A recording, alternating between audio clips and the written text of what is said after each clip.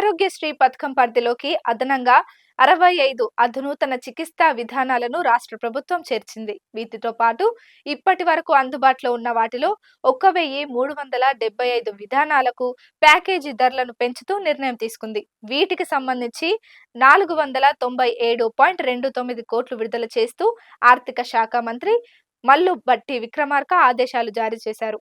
ఆరోగ్యశ్రీ పథకం కింద కొత్త చికిత్సా విధానాలు, ప్రస్తుత పథకాల ఆర్థిక సవరణలకు సంబంధించి రాష్ట్ర సచివాలయంలో మంత్రి బట్టి విక్రమార్క అధ్యక్షతన శనివారం సమావేశం జరిగింది.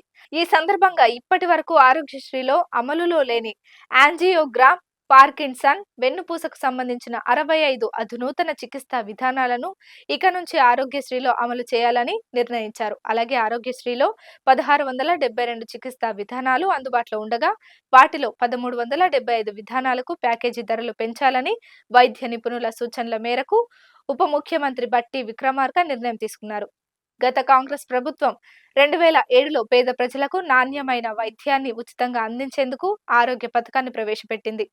ఈ పథకం కింద ఇప్పటి వరకు 2.84 కోట్ల మంది లబ్ధి పొందారు. వీరికి 10 లక్షల వరకు ఉచిత వైద్య సాయం ఈ ఆరోగ్యశ్రీ పథకం ద్వారా అందించినట్లు వివరించారు. రాష్ట్రంలో 1402 ఆసుపత్రుల ద్వారా ఆరోగ్యశ్రీ సేవలు అందిస్తున్నారు.